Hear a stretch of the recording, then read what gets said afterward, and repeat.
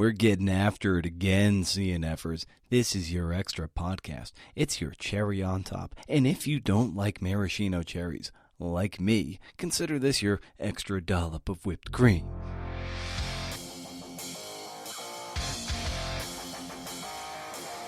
This is the Creative Nonfiction Podcast, a show where I speak to badass people about the art and craft of telling true stories. This is your monthly fix of celebrating the Atavist Magazine and its monthly writer. This month I speak with Jordan Michael Smith about his true crime piece. The lead editor of said piece is Jonah Ogles. So I start out this jam sesh with him, of course, about what made Jordan's piece special and how they approached the story.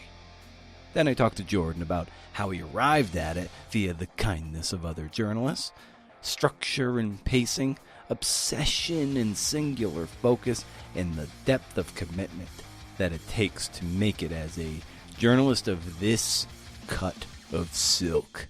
Great stuff, man. It's great stuff. Before we get to that, I want to strongly suggest subscribing to the Atavist Magazine to support the incredible blockbuster journalism that Sayward Darby and Jonah Ogles are publishing every single month. We need to get back into the habit of paying for the stuff that matters. I'm as guilty of it as anybody. Trust me. But isn't it great that you're not bombarded with ads? And when you're reading one of these stories, that's because it's largely subscriber supported. I know I appreciate it. I'm sure you do too, man. And I get it. We only have a few bucks to spare at the end of a month after we account for bills and our vices. But if you can, consider throwing some of them bucks their way. And speaking of bucks, patreon.com/CNFPod is how you can make the show better and support writers and really make a difference with the production of the show. I publish an audio magazine that is exclusive to the Patreon community. We got a new one coming up soon on the theme of summer. Being a patron helps keep the lights on at CNFPod HQ. Grants you goodies like transcripts and coaching. And you can, I solicit a call for questions that I will ask guests, some prominent guests that come on the show, and I give you credit for that. That's kind of cool. And, other exclusive content as well. But also the knowledge that your dollars are funneled into the community to celebrate great, true stories and the people who tell them. As always, you can keep the conversation going on social media by linking up to the show and tagging me at CNFPod and at Brendan O'Meara. Digi fist bumps if you tag me, bruh. And I'd be remiss if I didn't lastly add that if you're looking to get into better physical shape, you hire a personal trainer. Listen, you know how to eat right and exercise, but having that coach in your corner holds you accountable. When it comes to your book or your essay or a book proposal or query letters, whatever, man, consider giving me a call so I can be there in your corner to serve you in your work and maybe see things that you can no longer see. Email me if you're interested and we'll start a dialogue. Brendan at BrendanO'Meara.com. All right. I think that's about it. That's about it. That's enough housekeeping. Why don't we just get right into it? First with Jonah. Here we go.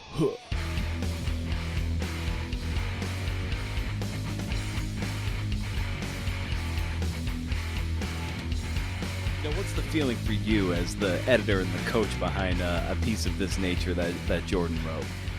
Yeah, well, true crime stories are sort of well, obviously they're a genre unto itself, So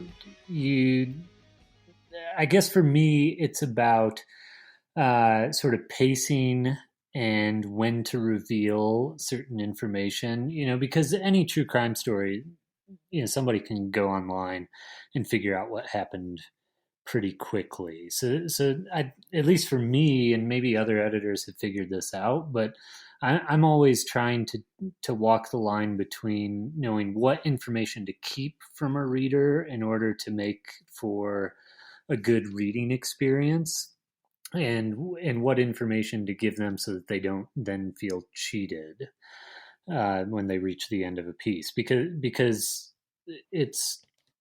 we're cheating them the entire time a little bit,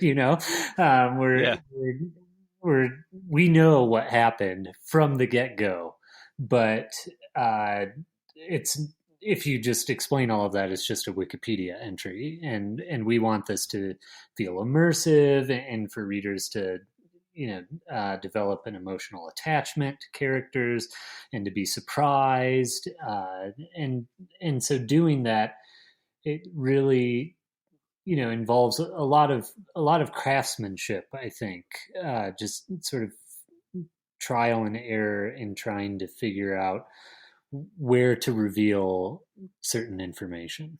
It raises a really neat point about having to be very sort of genre-listically nimble as an editor.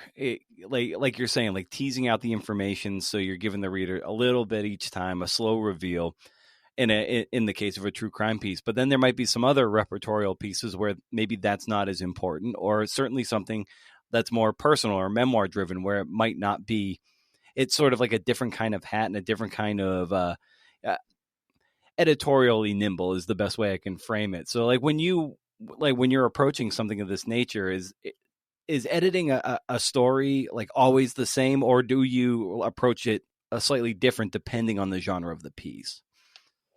Yeah, I do approach it differently, and certainly I try to be aware of of the genre that it's falling in, and true crime is one of those where you can borrow a lot of tricks and tools that other true crime writers have used, and because it's just so prevalent, and so it's easy to find lots of good examples, and so that is certainly nice.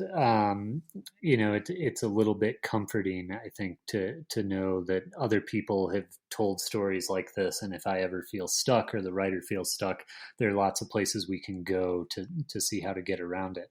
But I think that aside, you still have to take every piece as its own piece of writing, and what might work in one may not in another, even if they're two pieces of crime writing.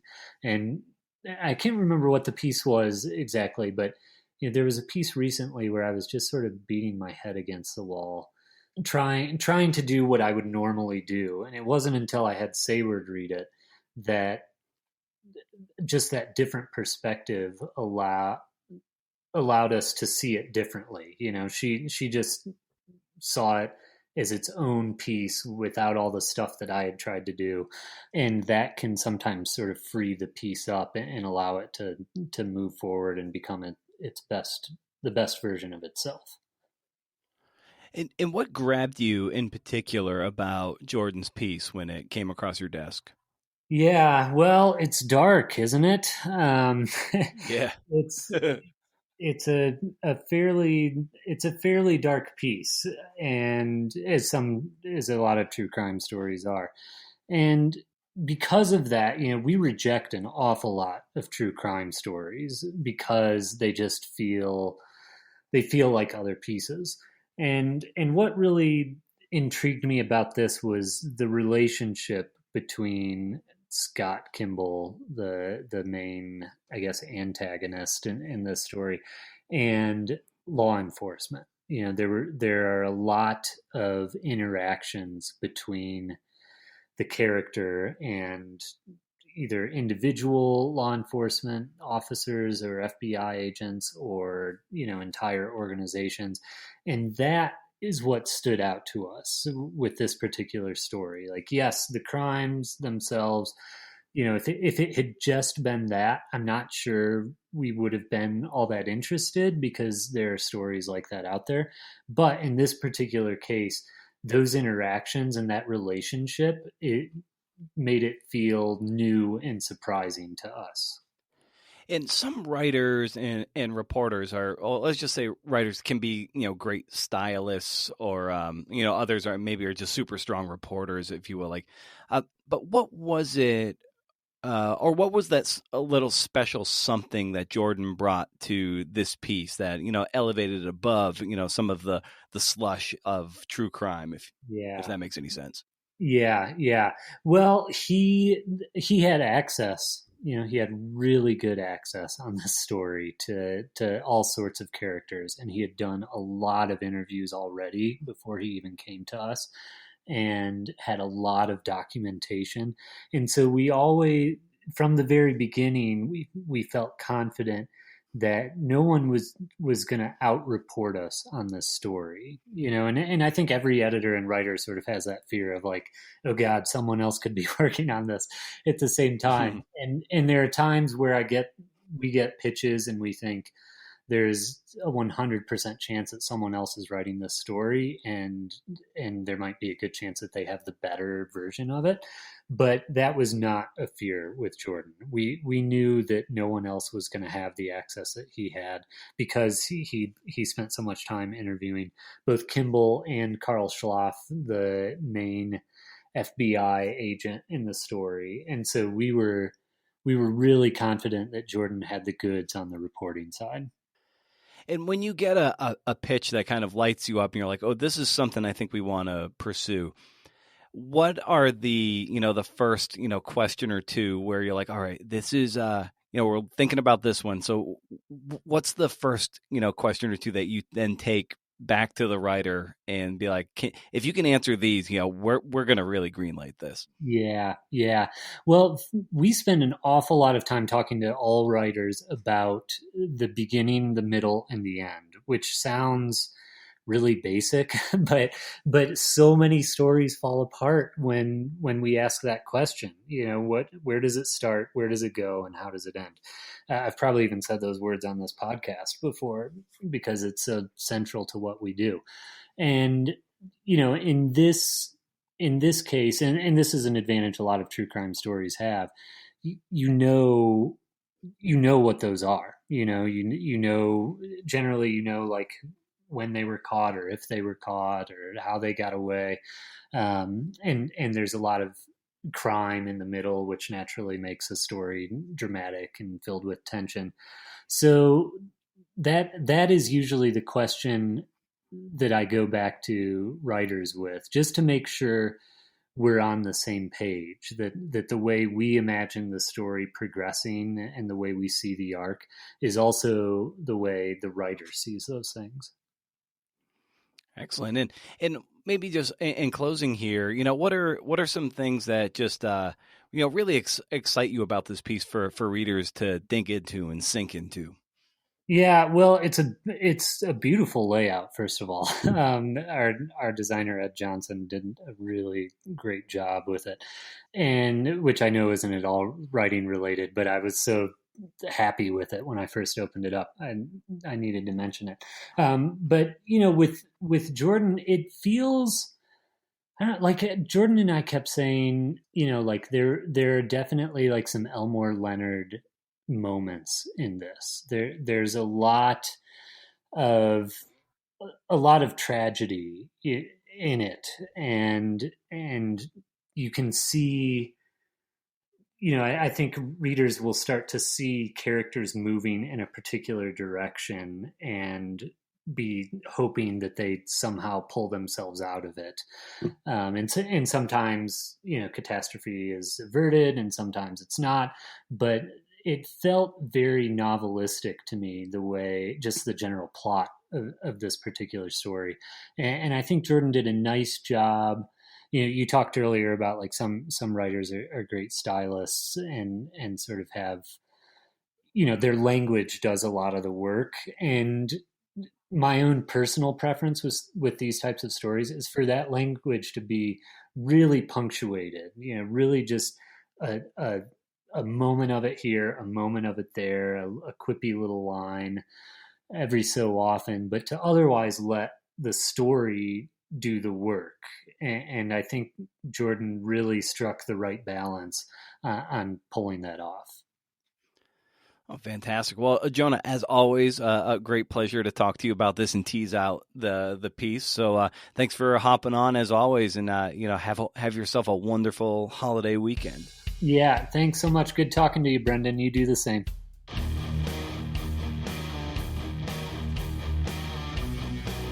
All right, not too shabby, right? That gives you kind of a teaser. So Jordan Michael Smith here, he's written this piece.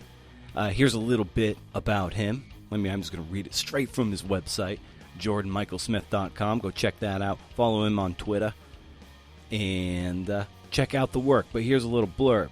Jordan Michael Smith is a journalist, ghostwriter, and speechwriter. He is the author of the best-selling Kindle Signal, Humanity, How Jimmy Carter Lost an Election and Transformed the Post-Presidency, former speechwriter for New York City Mayor Bill de Blasio and Comptroller Scott Stringer, and a former communications consultant at the UN.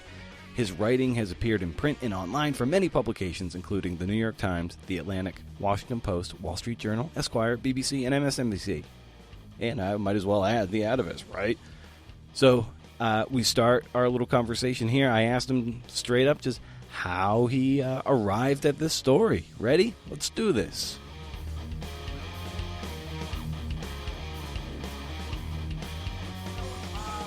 The story itself actually came from a different, better writer named Rachel Monroe. And on Twitter, she's a writer who mostly writes about crime in Texas. And I follow her on Twitter. And she mentioned a couple years ago, this is in 2017, that she had been hiking with a friend who was in the FBI. And the FBI agent mentioned that the FBI once had an informant who was a serial killer. And I tweeted back, I said, that sounds amazing. When is your story going to appear? And she said she wasn't writing up. She was preoccupied with her book. And so I spoke to her a little more, and she very generously and graciously encouraged me to pursue this story. So that's how it all began. And it really sort of, the first thing I did was I got the name of the killer, a guy named Scott Lee Kimball, and I tracked him down and wrote him in prison. And to my surprise and to my good luck, he said that he wanted to talk for a story, and he had never spoken at length. But it was a really great time for him to do so in his life. And so he did. Now, he wasn't truthful with me about virtually anything, but he was able to get me access to a lot of different things. How do you navigate that when you're dealing with a primary source of that nature who is very unreliable in that way? Well, this was the fortunate thing was that I knew going in that he would be unreliable because he is a serial killer. And so I knew going in that I had to distrust every word that he said, but knowing also that some things might be true, and that I might be able to have him, get me access to members of his family or things from his past, even things inadvertently he might say. What I had to do was just double check everything that he said and triple check, and not maybe use what he said as the starting point for some things. Use him as just a sort of, as you said, unreliable person, but maybe one who might be interesting to talk to for other reasons, in that he can give me insight into maybe his thinking or the thinking of a sociopath. And he might, he actually helped me get a lot of documents. And so, it just, you have to be ultra skeptical. And obviously that's not, a bad thing for any reporter. And it's the people who didn't know when they first were dealing with Scott that he was in inveterate liar.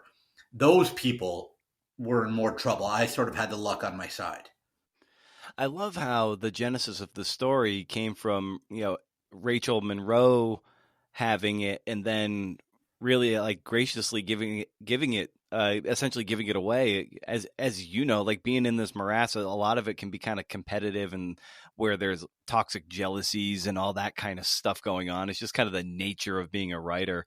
But that must have been, I don't know, that's really encouraging for me to hear. And I suspect listeners to hear that someone like Rachel would be like, you know what, I'm tied up here. I can't work on this story. I'm going to hand it off to someone that I trust with it.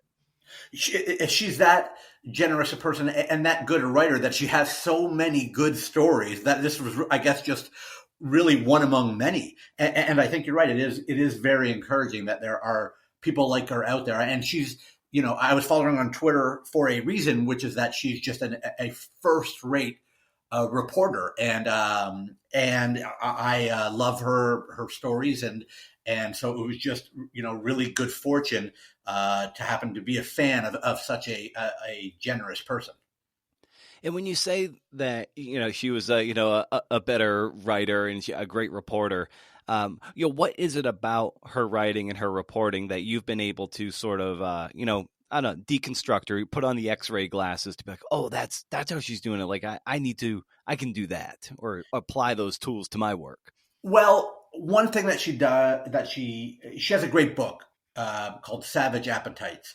And it's a work of true crime, but it really deconstructs true crime as a genre, and really isn't so much about crime as it is about us and people who consume true crime. And obviously, there's a big true crime boom. I think really since Serial came out, and that's what her book is about.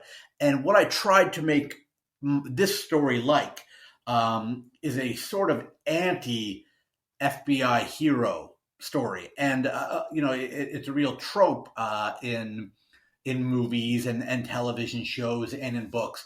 A crackerjack detective who breaks the case, or who either picks up a cold case or through long hours and diligence and fighting with a bureaucracy is able to somehow save the day, even if they're sort of gritty. And what I tried to do, partly inspired by Rachel's work, was sort of reverse that and say, well, no, actually, here you have an FBI agent and an entire FBI office who missed something right under their nose that they should have seen. And so I think that true crime is a dangerous genre. You're dealing with other people's pain and their trauma, and trying to spin that for entertainment. And it's fraught. And there are a lot of ethical conundrums. And I think Rachel is very good at spelling those out and navigating those. And that's what I try to do in my piece. We didn't write it in fact, we didn't write it at all from the killer's point of view.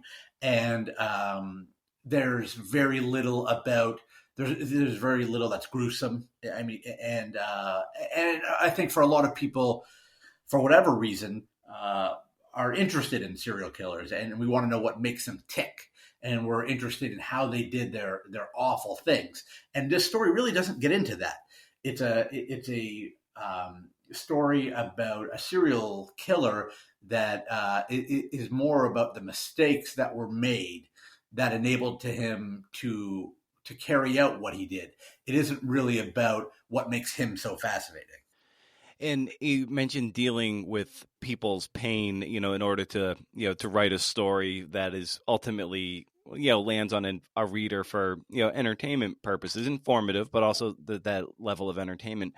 How do you approach those difficult conversations with people whose pain is quite literally in your hands? Well, the first one is, you definitely want to understand that there are things that are more important than your story, and that is people's lives. And so, I'm very, very willing to take no for an answer. I know that reporters are not supposed to take no for an answer, but I think that with in true crime, when you're dealing with people who have suffered unimaginable losses, I think taking no for an answer is a very reasonable, smart thing to do. And so, I'm just prepared for that.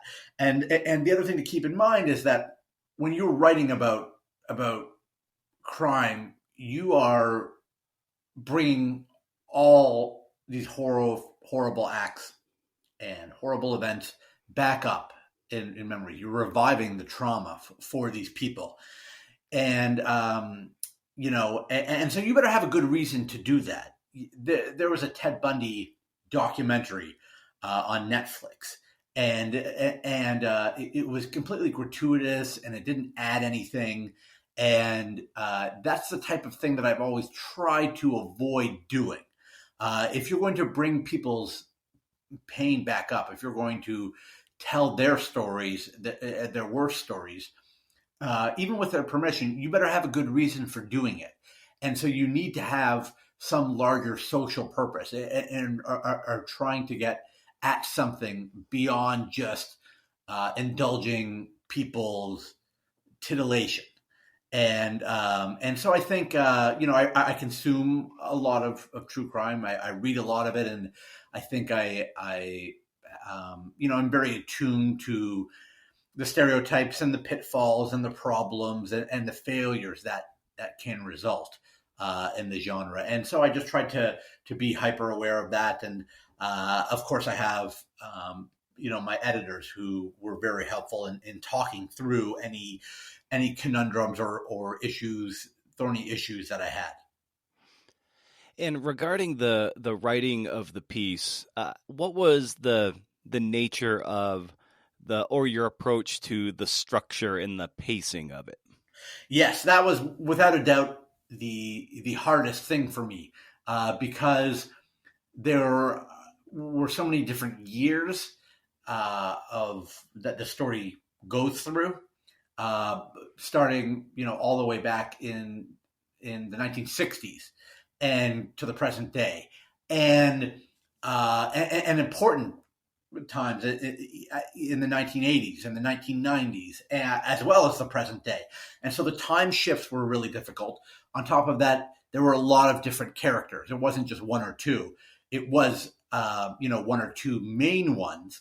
But there's a lot of secondary characters in here. And so this was a really heavily edited piece. And I have to give a lot of credit to my editors, especially Jonah Ogles at the Atavist, because they changed it a lot, and they changed it for the better. The version that I first went in with, was very different. It was much more of a almost a ProPublica type piece that was really heavy on investigation and wrongdoing, as opposed to an Atavist piece, which is much more cinematic. And much faster paced. And so that was definitely the biggest challenge, what to do. We had to figure out how much to include of the Kimball, of the perspective of the killer, Scott Kimball. And eventually we went with almost nothing, because it's very easy in a story like this to make him the focal point of the piece, but of the fact that he's unreliable, and the fact that really what's new, Kimball has been written about a little bit before, and there were 2 documentaries made about him. Nightline, actually 3, I guess, including one about his ex-wife. So 3 sort of 1-hour shows, made for TV shows about him. And I was doing something very different, which was I was focusing on the FBI and how they had made mistakes. And so I knew that was going to be what I was really adding to the story, and what has not been reported at all. So I wanted to very much forefront that. And so my editors and I sort of agreed that, we would basically made the FBI agent named Carl Schloff, he and not the killer, was the main focal point of the story. And we follow him as he does his work. And we go through what he was thinking, right from the beginning to the end, how sort of the FBI was able to make all their mistakes. And it was not difficult. We've been making changes right to the end. And the pacing and the structure has definitely been the harder part, as opposed to, I think I'm a better reporter than I am a writer. And so I'll get to any story, but when it comes to putting it together, that's where I have more trouble. And this was, very much a learning curve, and, very helpful in figuring out ways to build out tension. And a lot of that really did come from my editors. I love that you bring up, that, you feel that, you're a better reporter than a writer. And I feel like a lot of people might feel the other way around, where they feel like they're better writers, but they don't have the repertorial fundamentals or foundation to curate in a the best information from which they can then spin a good yarn. For maybe people who struggle with reporting and the skill and the craft of reporting, what might you say to those people so they can get a bit better at this, so they can get better information and write better stories? The key is to be the keys are to be endlessly curious, to despite what I said about the victims, not really take no for an answer. And it doesn't mean you take no for an answer from a source. I mean, you don't take no from an answer. Like, you don't assume that you can't get to the bottom of something, and you don't assume that there isn't an answer. And there's always more to report, and there are more people to talk to, and more questions to ask. And it's really just a matter of getting on the phone and being able to track people down. I would say that they should join IRE, Investigative Reporters and Editors, which is a membership association for investigative journalists. They have annual conferences and guides and a lot of mentorship, tip sheets, story examples that are super helpful. I have a master's degree in political science. I never took a journalism course in my life, so I'm pretty much self-taught, and that means I read a lot of different books, and I watch a lot of webinars, and I go to see people in person, and I understand that I'm very much a permanent student of learning how to be a reporter and sort of getting better all the time. And I'll give you an example of that where it worked with the story. In I think it was 2010, a newspaper in Boulder did a series on Kimball, and it's by far the best thing that has been done on Kimball. But by the time I started reporting my story, which was the time I really began writing, it was in 2019 and 2020, and the links were all broken for the website that this appeared on. It was the Boulder Daily Camera, and all the links were broken, so I couldn't really read the stories, and they had a lot of uploaded documents and photographs, and I couldn't get any of them. And it was very, very frustrating. I even reached out to the reporter who wrote the series, and he said he was basically tied up and couldn't help me out. And LexisNexis didn't have anything because it was mostly web stuff. And but I attended a talk and a tip sheet where some reporters were talking about best practices. And to be frank, I don't remember who it was, but they mentioned the Wayback Machine, and they said that's your best friend. And for those who don't know, the Wayback Machine is a website that catalogs the internet through time. So links that get broken one day maybe exist on the Wayback Machine from when they were correct. And so I plugged in the website to the Wayback Machine to 2011 and 2012, and it worked. And so I was able to get access to these crucial documents and crucial stories that I had trouble finding anywhere else. And that only happened because I was paying attention to some veteran who offered that tip. And that's the type of thing that you get. I'm a freelancer, so I'm not even in a newsroom with veterans and better and more experienced reporters who can teach me. But there are a lot of places where you can go and follow them on Twitter, and people are always sharing best practices and tips that investigative reporters can share with each other, and I very much learn from them. Mm. And you said, like, there's always more to report, and that's a great instinct to have, that there's always another call or several calls to make. That said, on the other side of that, how do you know when you're finished and when you really have to turn that faucet off? I mean, so there's no correct answer. If I might turn the story into a book, and if I do, I'll do more reporting. And if it gets made into something else, I'll do even more reporting. I think the answer is you want to feel that you have enough reporting for your medium.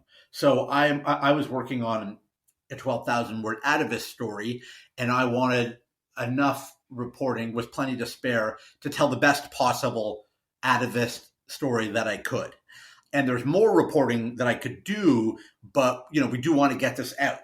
And as I said, the most challenging parts of the story had to do with the writing and the crafting than it did with the reporting. So once we had a lot of different interviews and a lot of primary source documents, court records, documents from the FBI, then we were able to begin writing it. And as we went along, my editor would ask questions, and I would go back to my sources or even contact new ones as part of the writing process.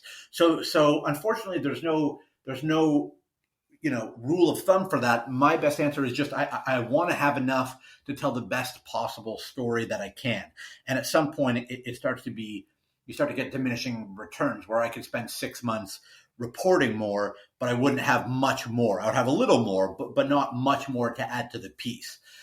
Whereas if I focus on the writing, that both brings out the problems with the reporting and encourages me to do more reporting. I love hearing you say, and you've said this throughout the whole conversation, that regarding this piece, that it's like when we were writing this and we were working on this. And I love hearing you say that, because it really gets to the heart of pieces of this nature are very much a collaboration, right? Right. I do believe that one thing that the Atavist does that is fantastic is they don't just list the writer, they list the editor, the copy editor, the fact checker, the art director, and if ever there was a piece that does not belong solely to the writer, it really is this one. And it is something that would look radically different and be much, much worse if I had done it on my own. And or even just with some editors who were sort of hands off. This was a piece that needed a heavy hand, because they were much more experienced at building intention and figuring out when we should reveal information, what we should hold back. I'd written much more of a sort of straightforward, I guess you could even say a news piece, a really long news piece. It was, the draft that I first handed in was 20,000 words, but it was much more sort of comprehensive than it needed to be. And it was sort of almost like an encyclopedia of this story, but that's really not what people want to read. And Jonah and Sayward Darby, the editor-in-chief, were really, really great about turning this into something that people would want to read while also maintaining the most important elements and the focus on the FBI. I came across a blog post this morning, and this is sometimes one of those deals where I love how just randomly stumbling across something can then lead to something that I could ask someone like yourself. And it's always that kind of fluid nature of these interviews and conversations. And it was a blog post by Stephen Pressfield, who wrote The War of Art and several other novels. He's just a brilliant writer and a great person, a great inspiration. And his blog post was about the depth of commitment. And that's usually what it takes to make it as a fill in the blank, as a writer, because it gets very hard and there's a lot of dark nights of the soul. And so I kind of wanted to extend to you, in this line of work, this kind of journalism, this kind of freelancing, it takes a tremendous depth of commitment. And I was just wondering, if you could speak to that and what it's taken you to get to the point where you're at right now. Yeah, I think there's a couple of things. One is sort of a basic obsessiveness.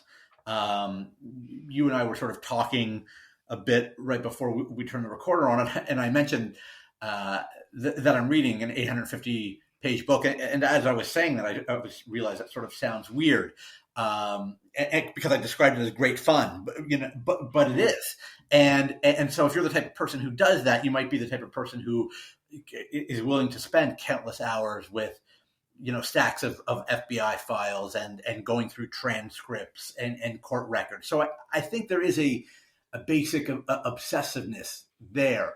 And then I think maybe if you have some sort of hunger for recognition or success, that often has its roots in childhood, that sort of thing can really be helpful too. I've just sort of always wanted to be a really good writer, and I didn't want to be anything else. Since I was 13, that's the only thing I ever thought I wanted to do. And so it's all I've put my energy into, really, certainly professionally, but even, socially and personally. I spend a lot of my spare time doing reading and writing. And so, if you're the type of person who does that, and the type of person, and I think that's true for a lot of people, different people who work in the arts, or other people who work in these type of fields that require a degree of obsessiveness.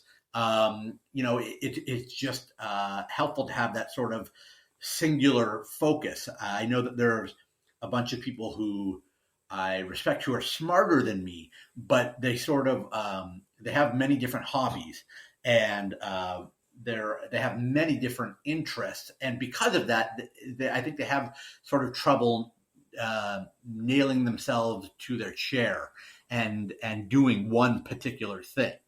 And so it's sort of it's a blessing and a curse, because it can seem strange to outsiders to be so focused on some small things or one particular field. But it's very helpful if you're an investigative reporter or a writer to have that type of passion and obsessiveness. Oh, that's amazing. And Jordan, before I let you get out of here, I just need to ask you one more thing. Tell me a little bit about Penny, your Dalmatian Basset Hound mix. Yes. Well, I'm glad you asked. She was a very good friend during the writing of this piece, and though she isn't mentioned in the credits, she has gotten a lot of extra treats for being a wonderful muse, and especially during COVID. I live alone, and she was a great companion to have. And she never let me get too down, and always made sure I did get out of the house and laughed. And so, as lonely as writing can be, it is definitely enhanced by having a pet. And so, I recommend any writer have one. And you can't write them off. I've looked into it. You can't claim them as a tax deduction as work helpers, but they really are of great value to any writer. Oh, fantastic! Well, Jordan, this was great talking to you. Awesome job on the piece you wrote for Atavist, and just keep up the great work, and let's keep in touch. Thanks a lot, Brendan. I appreciate it.